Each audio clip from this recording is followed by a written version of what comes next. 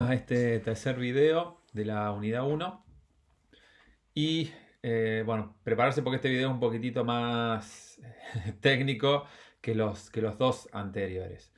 En los dos videos anteriores estuvimos hablando de dos temas. El primero, vinculado al sesgo de autoconfirmación y esta tendencia que tenemos las personas a buscar información para ir confirmando lo que ya creemos sin que muchas veces es información o terminamos desarrollando creencias que en realidad son erróneas, que son falsas, que no están ajustadas a lo que ocurre en la realidad y que nos pueden llevar a tomar decisiones inadecuadas como profesionales. Y en el segundo video estuvimos hablando un poco de lo que era el método científico y cómo el método científico nos permitía, en función de estas características que tenía, que eran básicamente el hecho de contrastar hipótesis y el hecho de ser lo suficientemente claro como para que se pueda replicar ese estudio posteriormente, de alguna manera funcionaba como una especie de antídoto frente a estos sesgos de autoconfirmación y nos permitía tener conocimientos que estén basados en la evidencia, no solamente en nuestra percepción subjetiva, sino que además que cuente con evidencia científica que avale la validez y confiabilidad, digamos, que tenemos en relación a esos conocimientos o a una teoría o a una práctica terapéutica, etcétera, ¿sí?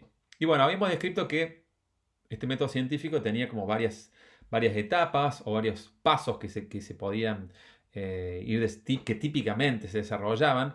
eh, y hay una fase en particular que a nosotros nos interesa, que es la que tiene que ver con esta materia, que es la parte de recolección y análisis de datos, ¿sí?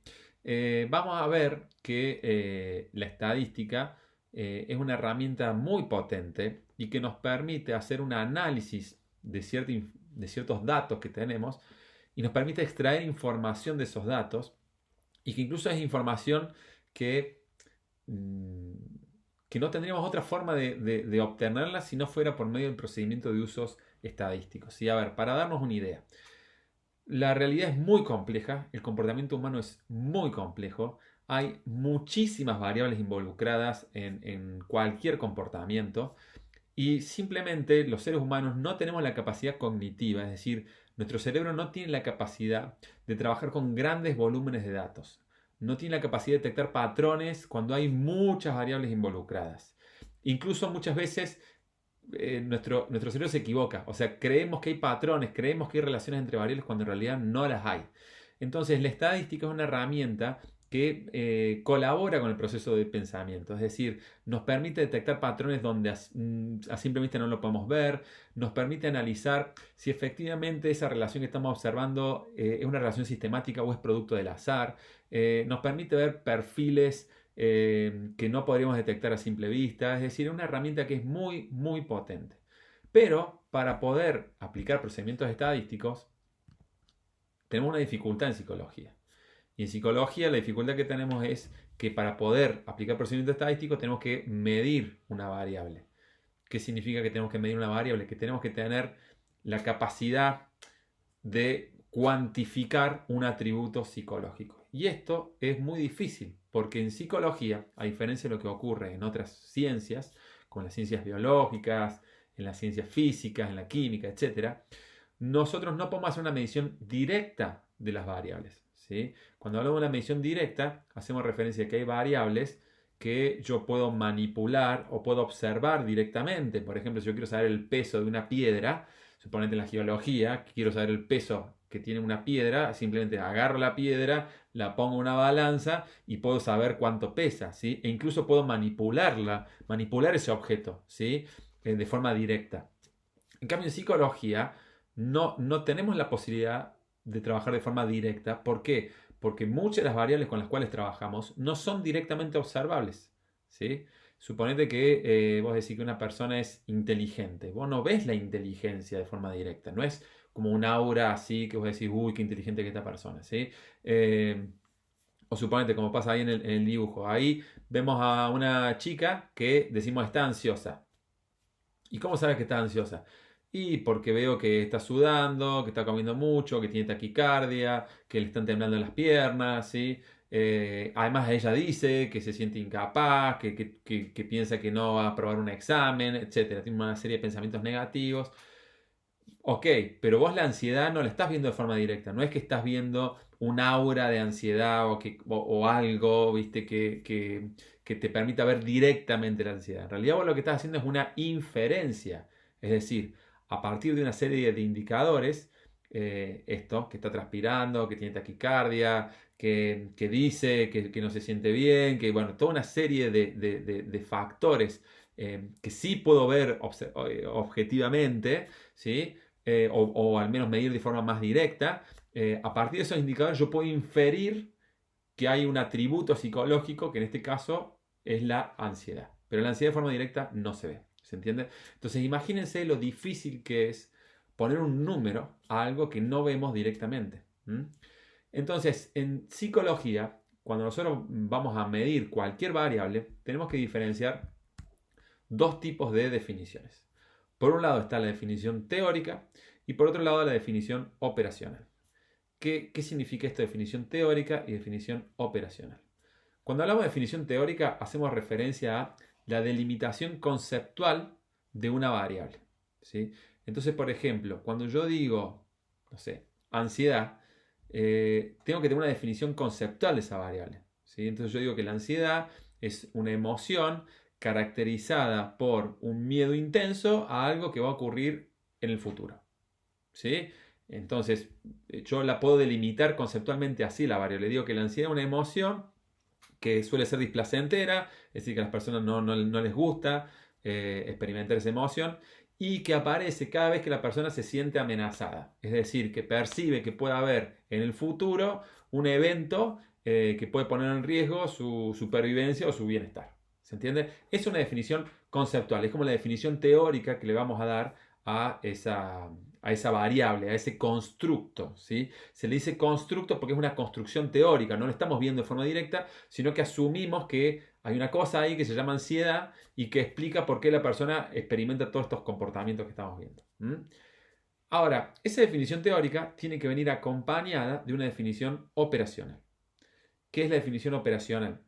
Hace referencia al conjunto de acciones que tenemos que llevar a cabo para poder medir o evaluar ese constructo. ¿Sí? Entonces, generalmente una definición operacional involucra indicadores operacionales.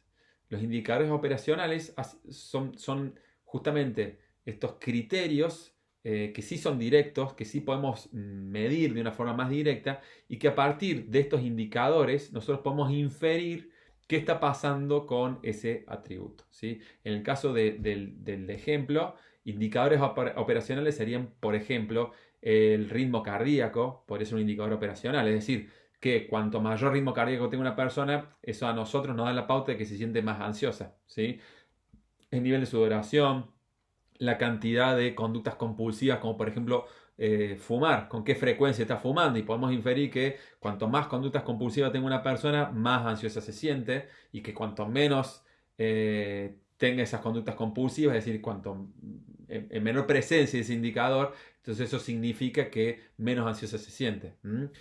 Bueno, y así con todos los indicadores. Entonces, lo que nosotros podemos hacer es que en función de la medición de estos indicadores, ver con qué frecuencia, con qué intensidad se manifiestan esos indicadores, nosotros podemos inferir qué es lo que está pasando en ese constructo teórico, en ese atributo psicológico. ¿Sí?